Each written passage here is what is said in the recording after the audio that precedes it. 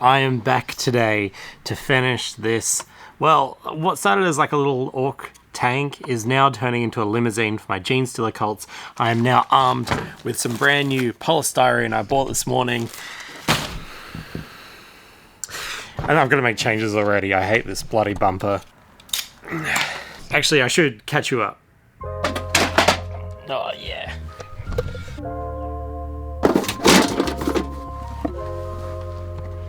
Because I'm learning one-page rules at the moment with basically just one other person, I thought it'd be a good idea to maybe fix up another army that Cameron can play against. So he's not just stuck with one all the time. But when I was at the hobby shop, I found this.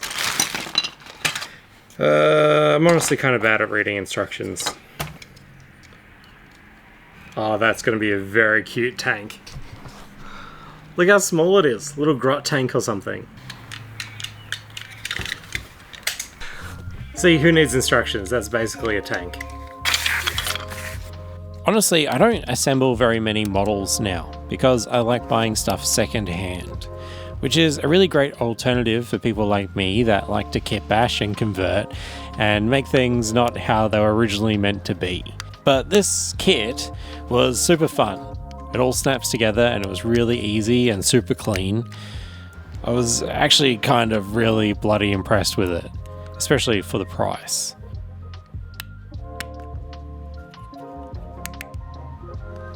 So I've only half assembled this, and that's not just because I'm lazy, it's because, well, I have a bunch of bits from Ramshackle Games that I think could absolutely elevate this. Yes. Now, my process I totally make up as I go along. People ask me how I kitbash so fast. It's literally a matter of not caring about the consequences. If I cut off a piece I don't like, realistically, it could be hours to put it back on and make it look right, fill the gaps, square everything up, which scares a lot of people. But for me, if I make a mistake, I just change my path, my direction, my final vision, and it's usually better that way anyway. I really thought I was making this for my orcs until I accidentally made this profile. Really reminds me of something that might be perfect for my genestealer cults. Come with me. See, this old school genestealer limo totally reminded me of the piece I'm working on. And I mentioned it yesterday, and a couple of people were like, what? A limo? They had limos? And yeah, they were called Coven limousines, and so the genestealer cults could travel around without being discovered, which is very silly and very rad, and you could have 3 of them. This piece is a little bit more like steam train rather than cool front grille from that limousine model. I think a big improvement to my kitbashing has been a commitment to cutting pieces down and not just using them how they were on the sprue, just in a different way, but actually physically changing some of the pieces. And it takes time, but I think the results are good and way more transformative. Found this piece. This is from, I think, maybe a Batmobile. I can only think of a Batmobile as an item that I had in Chrome. Yeah, I think that's a winner. I've got to get these back on.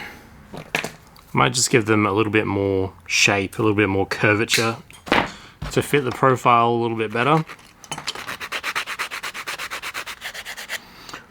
I'm not really a car guy, but for me this looks fun. Maybe some spikes on the front. You can see a vision, right? Might as well use my stale green stuff for this, which at the moment is every green stuff that I buy. Something is happening on those supply lines to Australia because I can't get anything fresh.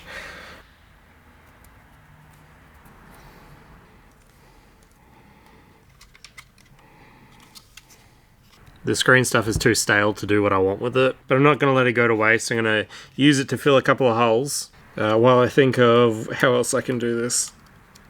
Okay, the solution is definitely this. Well, maybe. This stuff is kind of hard to use. Freeform epoxy sculpt, Habitat Black specifically. This stuff is really, really weird. This is like an ultra pasty consistency of like Milliput or green stuff, or Magic Sculpt, epoxy putty sculpt, whatever. It's really, really goopy. So goopy, it gives you some sort of like talcum powder to mix it with. Otherwise it's going to stick to everything. So you need to coat all your gloves, all your tools in this talcum powder. Grab a wad of it, put it into the talcum, dig out some from last time too. That shouldn't be in there. Work it a little bit until it's less sticky. Then we grab the next color. Dunk our hands again. Grab a little bit more. This stuff smells really bad, like cat piss basically. Make sure you're always adding more talcum powder to your gloves. This stuff is great because it's like cheap, like epoxy that dries really, really hard. You want a pretty even amount, and then mix. You need lots of talcum powder to mix it. Okay, we're gonna let this sit to cure maybe 15 minutes, and then it'll be a much more easier to work with consistency and maybe a little less sticky. All right, this should be a good consistency now. I really just want to fill this out so that it will conform to like the odd joints a little bit better. Maybe like... Alright, let's get into the light. Oh yeah.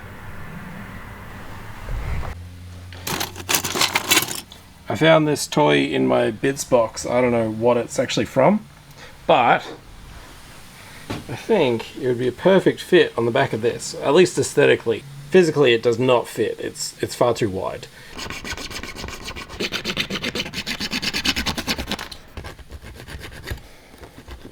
Now this should fit there, and this one should fit right next to it. A little bit dodgy, but it'll patch up good. Okay, I've basically finished it, and I'll show you in a second, but first of all, I want to hide all this underside. I'm thinking just covering it in like mud. So I've got a bit of texture paste. This should absolutely paint up quite nice. And we'll hide all our dodgy joins, dodgy sculpting. It'll look like just kicked up mud, and it'll paint really, really good. Are you ready? This is what I've got. I think it's a great combination between like the old school limo at the front, plus like kind of the aesthetic of like modern genestealer cults, like the Goliath. Is it something? I don't know, I really like it. And I also think it fits quite well with our other Technid stuff.